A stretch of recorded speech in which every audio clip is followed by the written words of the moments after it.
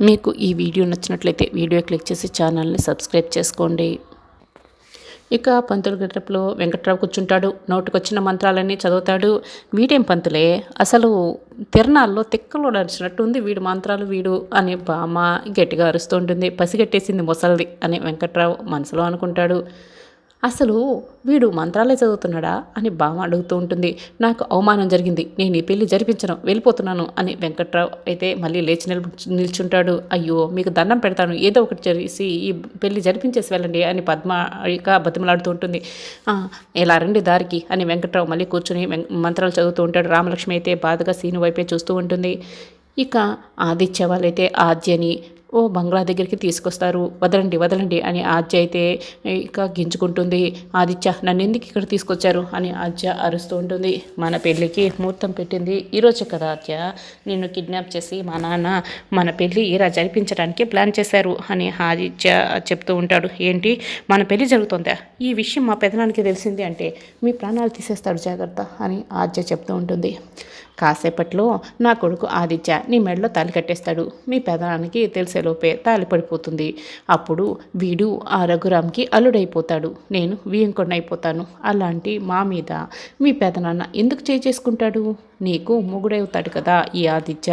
పెళ్ళైన తర్వాత ఎలాగో నిన్ను అమెరికా తీసుకెళ్ళిపోతాము. నాపై చేసుకున్నందుకు నేను మీ పెదనానికి ఇస్తున్న రిటర్న్ గిఫ్ట్ ఇది అని శేషు అయితే చాలా హ్యాపీగా చెప్తూ ఉంటాడు. ముందు దీన్ని తీసుకెళ్ళి పెళ్లి కూతురుగా రెడీ చేసి తీసుకురండి అని అని ఒకడున్న ముత్తైదువులకు చెప్తూ ఉంటాడు. ఇక ఆద్య నన్ను వదలండి వదలండి అరుస్తున్నా కూడా అక్కడున్న వాళ్ళు లాక్కెళ్ళిపోతారు ఆద్యని. ఇక ముత్తైదువు లాక్కొచ్చి పెళ్లి కూతురుగా రెడీ చేస్తూ ఉంటారు. ఇప్పుడు నేను మండపానికి వెళ్ళలేను, రామలక్ష్మికి నిజం చెప్పేది ఎలా, శౌర్య సార్ అక్కడేమో పడిపోయి ఉన్నారు, ఇప్పుడు ఇద్దరు వెళ్ళలేకపోతే రామలక్ష్మికి నిజం తెలిసేదేలా, ఆ పెళ్ళిని ఆపేదేలా అని ఆద్య ఇక బాధపడుతూ ఆలోచిస్తూ ఉంటుంది. రే ఆదిత్య నువ్వు కూడా రెడీగా అని శేషు చెప్తూ ఉంటాడు. ఇక ఆదిత్య కూడా పెళ్ళికొడిగా రెడీ అవుతూ ఉంటాడు. వెంకట్రావు మంత్రాలు చదువుతూ పద్మ నడుంగిలుతాడు. పద్మ ఇటువైపు చూసేసరికి ఇక అక్కడ బిట్టు నిలబడతాడు. బిట్టునే తన నడుం గిల్లాడని అనుకుంటుంది. రే ఏంట్రా అని బిట్టుని ఇక కొడుతూ అరుస్తూ ఉంటుంది. ఏమైంది వదిన అని పార్వతి అడుగుతూ ఉంటుంది. ఈ బిట్టుగాడు వయసు ఏంటి, నా వయసు ఏంటి, నా నడుం గిల్లాడు వీడు అని పద్మ అంటుంది. రే ఇలాంటి పనులు చేస్తావా అని పార్వతి కూడా బిట్టుని కొడుతుంది. ఇదంతా చూస్తూ వెంకట్రావు అయితే నవ్వుతూ ఉంటాడు. అప్పుడే రామలక్ష్మి సీను వైపు చూస్తూ ఉంటుంది. సీను స్థానంలో శౌర్య ఉన్నట్లు రామలక్ష్మి ఊహించుకుంటూ ఉంటుంది. అదేంటి శౌర్య సార్తో నా పెళ్లి అని షాక్ అయి అలాగే చూస్తూ ఉంటుంది. అయితే చుట్టూ చూస్తూ మళ్ళీ శౌర్య సార్ని చూస్తున్నప్పుడు శౌర్య నవ్వుతూ రామలక్ష్మి వైపు చూస్తున్నట్లు చూపిస్తూ ఉంటారు. అయితే రామలక్ష్మి చుట్టూ చూసుకుంటూ ఉంటుంది. అయితే సీను వైపు మళ్ళీ చూస్తుంది. ఇదంతా నా ఊహన అని అనుకుంటూ ఉంటుంది. అదేవిధంగా సీను కూడా ఆద్యని ఊహించుకుంటూ ఉంటాడు. సీను ఆద్య ఇద్దరు పెళ్లిపీటలపై కూర్చోవడం, ఆద్య మెడలో సీను తాళి కడుతున్నట్లు సీను ఊహించుకుంటూ ఉంటాడు. బావా ఇప్పుడు నీకు ఆద్య గుర్తుకొస్తుంది కదా బావా అని రామలక్ష్మి అడుగుతుంది. గుర్తుకు వచ్చినా మనం ఏం చేస్తాం రామలక్ష్మి అని సీను అడుగుతూ ఉంటాడు. మనం ఏం చేయలేమా బావా, ఆలోచించు బావా అని అడుగుతూ ఉంటుంది. ఇప్పుడు మన చేతిలో ఏమీ లేదు రామలక్ష్మి, ఆద్యను గుర్తు చేసుకోవడం బాధపడడం తప్పిస్తే అంతా కూడా వాళ్ళ చేతిలోకి తీసుకొని మనల్ని ఇక్కడ కూర్చోపెట్టేశారు అని సీను అయితే చెప్తూ ఉంటాడు. ఒరే నా కొడుక నువ్వు బాధపడకరా, ఇప్పుడు ఇక్కడున్న దాన్నంతా కూడా నేను నా చేతుల్లోకి తీసుకొని స్క్రీన్ ప్లేని మార్చబోతున్నాను కదా, మలుపుల మీద మలుపులు నేను ఎలా తిప్పుతానో చూడు అని వెంకట్రావు అనుకుంటూ ఉంటాడు. ఒరే బిట్టుగా వచ్చి కూర్చోరా అని పంతులు గారు చెప్తుంటాడు. పంతులు గారు నా పేరు మీకెలా తెలుసు అని అడుగుతూ ఉంటాడు. నువ్వు పెద్ద ఐఏఎస్ ఆఫీసరు, నువ్వు నన్ను ఎలా ప్రశ్నలు వేస్తున్నావు, ఇక్కడున్న వాళ్ళందరూ కూడా నిన్ను బిట్టు బిట్టు అని పిలుస్తున్నారు కదరా, నీ పేరు తెలుసుకోవడం పెద్ద పనే, వచ్చి కూర్చోరా అని కూర్చోపెట్టుకుంటాడు పక్కన. రే బిట్టుగా ఏంట్రా అలా ఉన్నావు అని అడుగుతూ ఉంటాడు. ఎవరో చెత్త నాటేషు మా అత్తయ్య నడుం గిల్లాడంట, అది నేనేనని ఇద్దరు నన్ను చెంపలు వాయించేశారు, అసలు వాడెవడో కానీ నాకు దొరకాలి అని బిట్టు ఇక తిడుతూ ఉంటాడు. రే పెద్దవాళ్ళ గురించి అలా మాట్లాడకూడదురా, వదిలేరా అని వెంకట్రావు అంటాడు. ఈ పెళ్ళి అయిపోయే లోపల వాడిని పట్టుకొని తీరుతాను, వాడి సంగతి చెప్తాను అని బిట్టు అయితే చెప్తూ ఉంటాడు. రే రఘు నేను పడే బాధ చూసి ఆ దేవుడే సీను రామలక్ష్మిల పెళ్ళి జరిగేలా నిర్ణయించాడురా, ఇప్పుడు నాకు చాలా సంతోషంగా ఉందిరా అని బామ్మ అంటుంది. జానకి ఆద్య ఎక్కడ కనిపించడం లేదు అని రఘురామ్ అడుగుతూ ఉంటాడు. ఎక్కడికో ఇప్పుడే వెళ్ళి వస్తానని మన వాళ్ళతో చెప్పి వెళ్ళిందండి. ఎక్కడికి వెళ్ళిందో తెలుసుకుంటాను, ఇప్పుడే వస్తాను అని జానకి అయితే పక్కకు వెళ్తుంది. ఇక బిట్టు నేను మంచినీళ్ళు తాగేసి వస్తాను అని చెప్తూ ఉంటాడు. తాగేసిరా, కొంచెం కూల్ అయిపో అని వెంకట్రావు అంటాడు. బిట్టు పక్కకు వెళ్తాడు. ఇక పద్మ పార్వతితో ఏంటి నేను ఇచ్చిన ముక్కు పుడక పెట్టుకోలేదే అని అడుగుతూ ఉంటుంది. పెట్టుకుంటే అరిగిపోతుందని బీరువాలో పెట్టాను వదినా అని పార్వతి అంటుంది. ఈ నగలు మా జానకి వదిలే కదా అని అడుగుతూ ఉంటుంది. లేదు, మా అమ్మ వాళ్ళు పెట్టినటివి అని పార్వతి అంటుంది. అవునా అని పద్మ అడుగుతూ ఉంటుంది. ఇక వెంకట్రావు అప్పుడే ఇక పువ్వుని పసుపులో అద్దుతాడు. దానికి ముద్దు పెట్టి పద్మపై విసిరేస్తాడు. ఈ పువ్వు ఎక్కడి నుంచి వచ్చింది పడిందా అని పద్మ పైకి చూస్తూ ఉంటుంది. నేను చూసేసా అని బిట్టు వెంకట్రావుతో అంటూ ఉంటాడు. ఏంట్రా నువ్వేం చూసావు అని వెంకట్రావు అడుగుతూ ఉంటాడు. నువ్వు పువ్వుకి ముద్దు పెట్టి మా అత్తపై పడేయడం నేను చూశాను అని సిగ్గులేదా అని ఇంకా తిడుతూ ఉంటాడు. రే, పువ్వు విసరడానికి టాలెంట్ కావాలి కానీ సిగ్గెందుకురా అని వెంకట్రావు అంటాడు.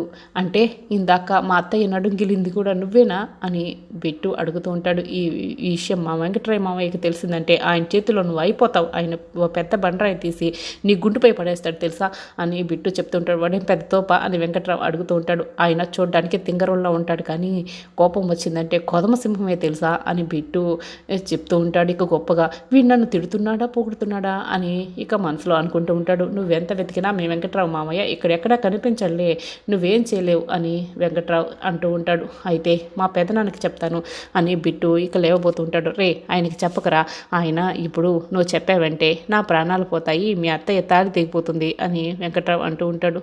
నువ్వు చచ్చిపోతే మా అత్తయ్య తాళి తెగడం ఎందుకు అని ఇక బిట్ను అడుగుతూ ఉంటాడు. ఎందుకంటే మీ మావయ్య నేనేరా అని కళ్ళద్దాలు తీసి చూపిస్తూ కన్ను కొడతాడు. ఏంటి వెంకట్రావు మామయ్య ఈ గిటప్ ఏంటి అని బిట్టు అడుగుతూ ఉంటాడు.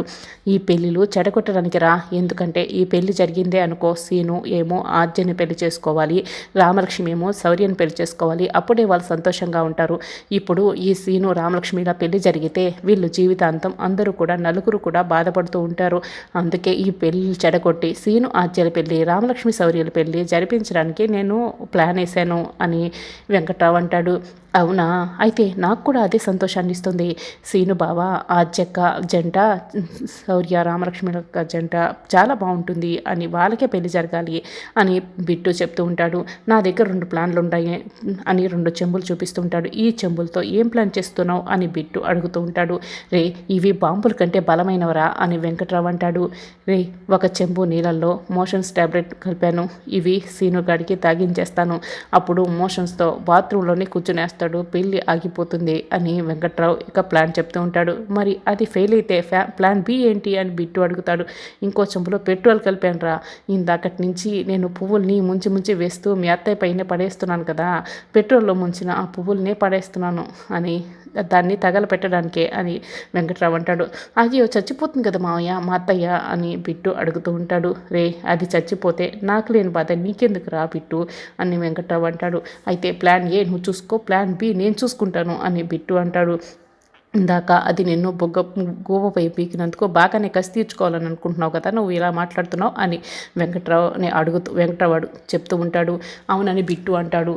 రే పంతులు, నువ్వు మంత్రాలు చదువుకుంటా ఇందాకటి నుంచి ఆ కుర్రాడితో మాటలేంటి అని ఒక పెద్దయినా ఇక తిడుతూ ఉంటాడు. నేను ఇందాకనే బట్టలు మార్చుకురమ్మని చెప్పాను, మీరు ఎంతసేపు అయినా ఇక్కడి నుంచే కదిలారా ఏంటి అని వెంకట్రావు అడుగుతూ ఉంటాడు. ఏంటి మీరు చెప్పారా, సరే సరే సీను రామలక్ష్మి వెళ్ళి బట్టలు మార్చుకురండి అని పద్మ అంటుంది. సీను గదిలోకి వెళ్తాడు.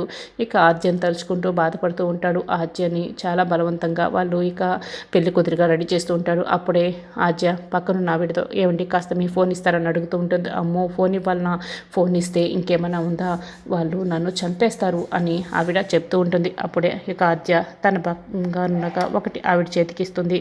ఏమండి ఇది మీదేనండి, ప్లీజ్ అండి ఫోన్ ఇవ్వండి అని అడుగుతూ ఉంటుంది. సరే, వాళ్ళు ఏమీ చూడకుండా నేను చూసుకుంటాను, ఇదిగో ఫోన్ తీసుకొని సైడ్కి వెళ్ళి ఎవరో చూడకుండా మాట్లాడి ఇచ్చేసేయి, నేను చూసుకుంటానులే అని ఆవిడ ఇంకా ఆద్య చేతికి ఫోన్ ఇచ్చేస్తుంది. ఆద్య ఎవరో చూడకుండా పక్కకి వస్తుంది. బిట్టుకి కాల్ చేస్తుంటుంది. ఈ నెంబర్ కొత్త నెంబర్లో ఉంది, సరేలే ఏ నెంబర్ అయితే ఏంటి, hello you are you talking అని బిట్టు ఇక స్టైల్గా మాట్లాడుతూ ఉంటాడు. రే బిట్టు, నేను ఆద్యక్కను రా అని చెప్తూ ఉంటుంది. ఆద్యక్క, ఈ నెంబర్ ఎవరిది, నువ్వు ఎక్కడున్నావక్క, ఏమైపోయింది అయిపోయావు అక్క, ఎక్కడి నుంచి చేస్తున్నావు అని బిట్టు అడుగుతూ ఉంటాడు. రే బిట్టు, అదంతా తర్వాత చెప్తాను కానీ ముందు పెళ్ళి అయిపోయిందా అని ఆద్య అడుగుతూ ఉంటుంది. లేదు అవుతూ ఉంది అని బిట్టు అంటాడు. త్వరగా ఫోన్ తీసుకెళ్ళి రామలక్ష్మికి ఎవరా, రామలక్ష్మితో నేను మాట్లాడాలి అని ఆద్య చెప్తూ ఉంటుంది. అవునా, పెళ్లి పిట్లపై కూర్చొని ఉంది, ఇప్పుడే వెళ్ళిస్తాను అని వెయిటింగ్ అక్క వెయిటింగ్ అంటూ బిట్టు ఫోన్ ఇవ్వడానికి వెళ్తూ ఉంటాడు.